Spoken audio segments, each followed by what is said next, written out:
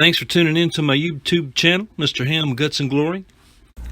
In this tutorial video, James explains the basic motocross skills and techniques to keep in mind when riding for the first time at a motocross track. James has been motocrossing it since he was 10 years old. He has a lot of experience. Takeoff ramps on these jumps, okay, because you're just learning, don't have the bike being too peaky. Just, have a gear higher than you probably normally would, so the bike's not going to pull too hard. All right, accelerate up the takeoff ramp just slightly. You don't need to be too crazy, but you don't want to be going the same speed up the ramp. You want to have a slight acceleration. As soon as the front tire clears the lip of the jump, let's go ahead and chop your throttle. The bike will start to level out. Before the bike touches down, make sure you're back on the gas. Okay, getting back on the gas when you land, it's going to compress the suspension. When you land, your suspension is going to compress, and being on the gas isn't going to allow it to rebound back up. Okay, why is it important? If you got sideways, your bike compresses, and if you weren't on the gas, it would rebound and high side you and pogo you over and you'd wreck.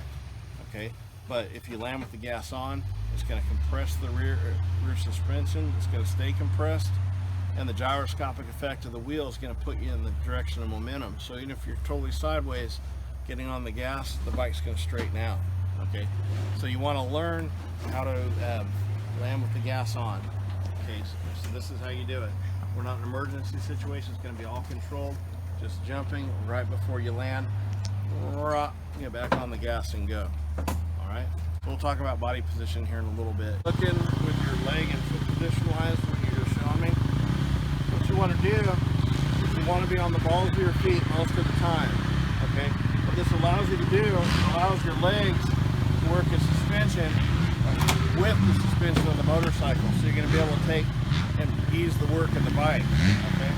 So on the balls of your feet, you're going to grip the bike with your feet and your legs.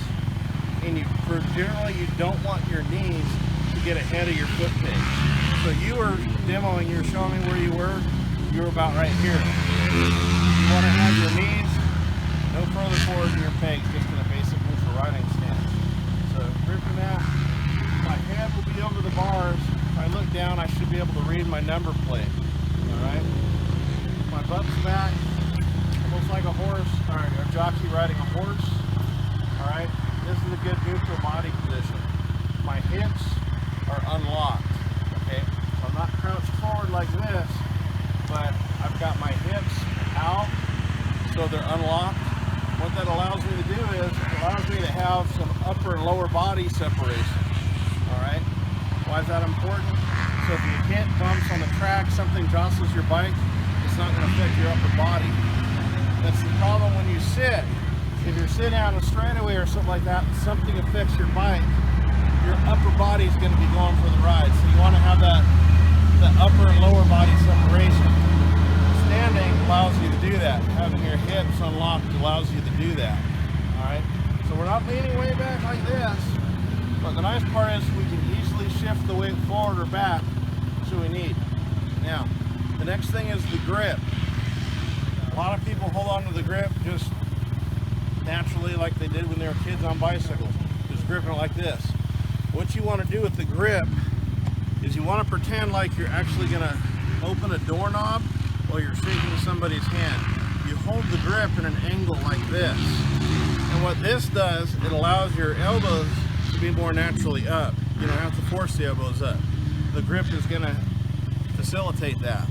Okay, so you hold the grip like that. It also makes it a little bit easier to re-grip, a little bit more advanced technique that you will learn much later on. But it allows your arms to be up. Why is it important that the arms be up? It engages your shoulders. Your shoulders have a lot more leverage on the bars than your arms do.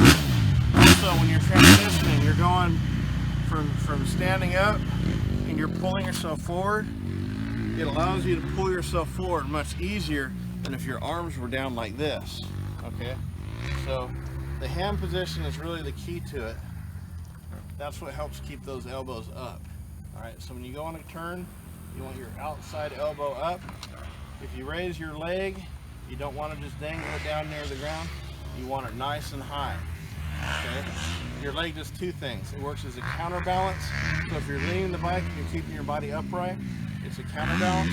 The second thing is, in case you do start to fall over, your leg, it can keep you from falling over. Now the downside, if you do dab your leg, it tends to pull your body back on the seat a little bit, and you lose a little bit of front end traction. When you're on the balls of your feet, when you brake, you're gonna have to think about moving your foot. You're not gonna be like this and then pushing down. You're gonna have to kind of think about it. And just a little pivot right here. You know, your knee against the shroud, it's really not too hard to do. But it'll help you tremendously. It helps you to weigh the outside peg as you're accelerating out of a turn. You want to weigh the outside peg. That helps you gain traction in the rear. That facilitates that.